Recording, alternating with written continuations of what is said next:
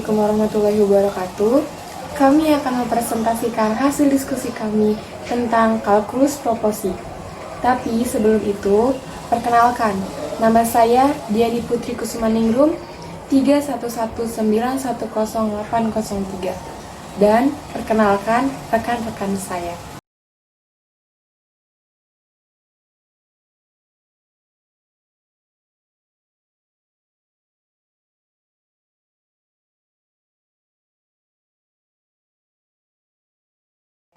Tanpa berpikir panjang, mari kita mulai presentasinya.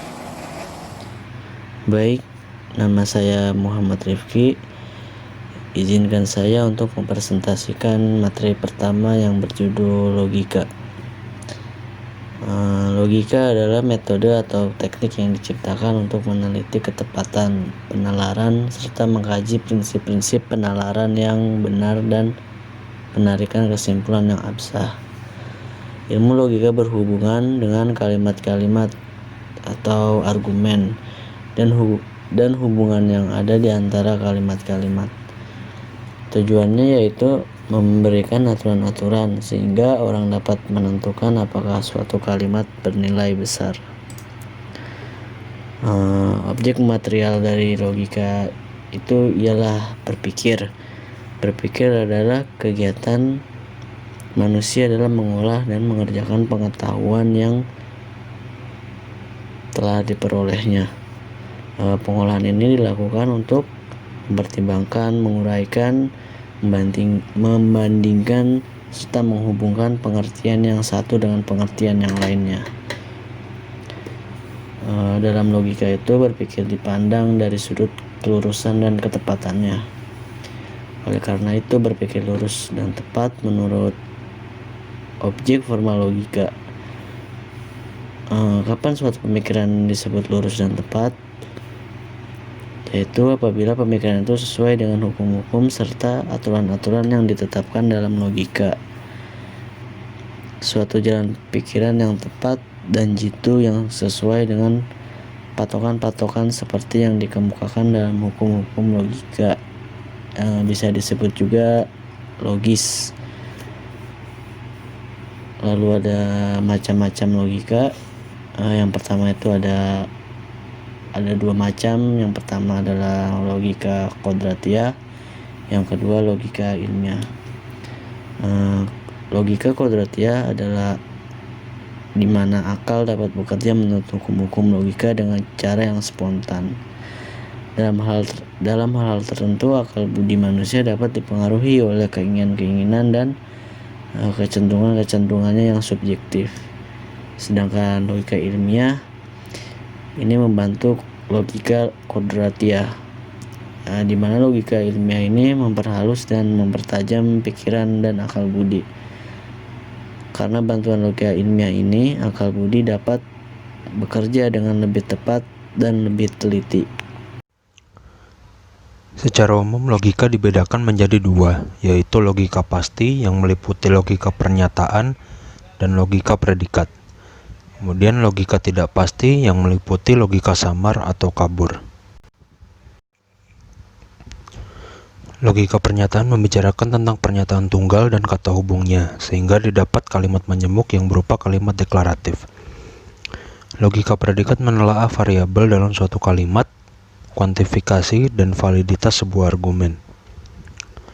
Logika hubungan mempelajari hubungan antara pernyataan, relasi, simetri, refleksif, antisimetris, dan lain-lain. Logika himpunan membicarakan tentang unsur-unsur himpunan dan hukum-hukum yang berlaku di dalamnya. Logika samar merupakan pertengahan dari dua nilai biner, yaitu ya tidak, 0-1, benar salah.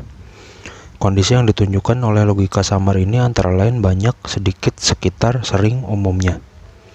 Logika samar banyak diterapkan dalam kecerdasan buatan, mesin pintar atau sistem cerdas, dan alat-alat elektronika. Terima kasih atas waktunya yang diberikan kepada saya.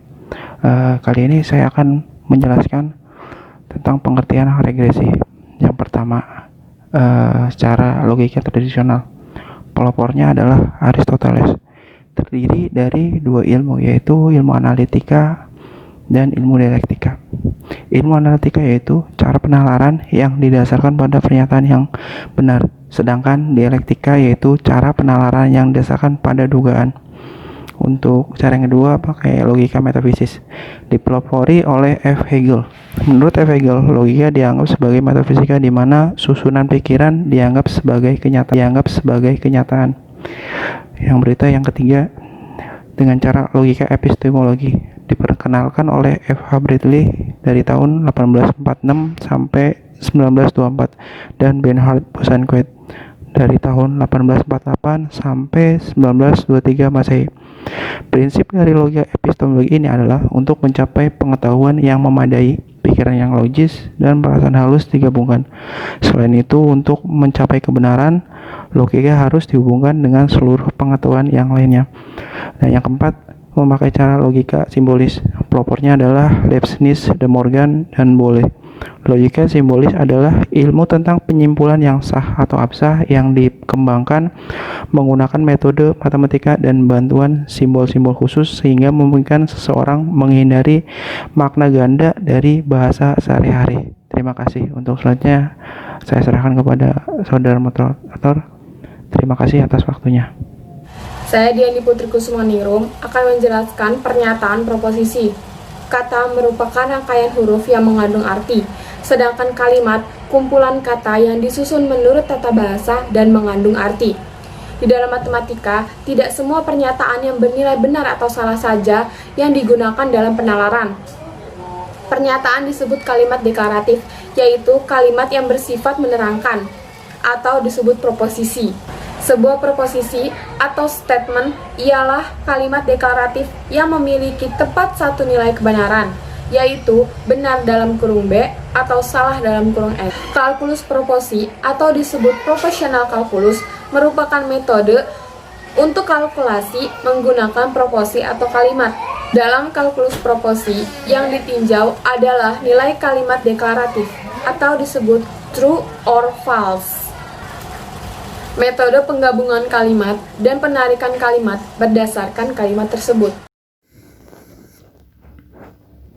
Sebuah proposisi atau proposition atau statement ialah sebuah kalimat deklaratif yang memiliki tepat satu nilai kebenaran, yaitu benar disimbolkan dengan B atau salah yang disimbolkan dengan S. Kalkulus proposisi atau dalam bahasa Inggrisnya proportional calculus merupakan metode untuk kalkulasi menggunakan proposisi atau kalimat. Dalam kalkulus proposisi, yang ditinjau adalah nilai kalimat deklaratif, true or false. Metode penggabungan kalimat dan penarikan kesimpulan berdasarkan kalimat tersebut. Contohnya, yang pertama, Yogyakarta adalah kota belajar. Kedua, 2 tambah 2 sama dengan 4. Yang ketiga, semua manusia adalah fana. Yang keempat, 4 adalah bilangan prima. Yang kelima, 5 kali 12 sama dengan 90. Tidak semua kalimat proposisi. Contoh, di manakah letak Pulau Bali? Yang kedua, pandaikah dia? Yang ketiga, Andi lebih tinggi daripada Tina. Yang keempat, 3x min 2y sama dengan 5x plus 4. Yang kelima, x plus y sama dengan 2. Satu atau lebih proposisi dapat dikombinasikan untuk menghasilkan proposisi baru lewat penggunaan operator logika. Proposisi baru yang dihasilkan dari kombinasi tersebut disebut dengan proposisi majemuk, atau dalam bahasa Inggrisnya adalah compound composition. Sedangkan proposisi yang bukan merupakan hasil dari kombinasi proposisi lain disebut proposisi atomik. Proposisi majemuk sendiri adalah tersusun dari sejumlah proposisi atomik. Dalam logika dikenal 5 buah penghubung.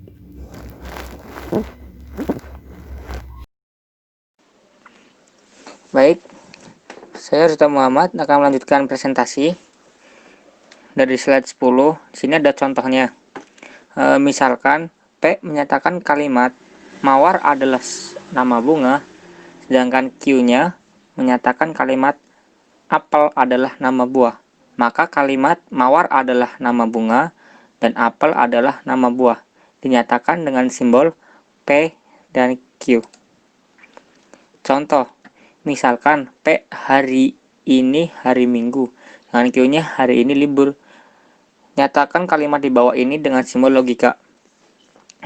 A. Hari ini tidak hari Minggu tetapi libur. Yang B-nya, hari ini tidak hari Minggu dan tidak libur. Tidak benar bahwa hari ini hari Minggu dan libur. Penyelesaiannya, yang A, tetapi. Kata tetapi mempunyai arti yang sama dengan dan, sehingga kalimat A bisa ditulis sebagai P dan Q. Yang B-nya P, Q, yang C-nya dalam kurung P dan Q. Sekian, terima kasih.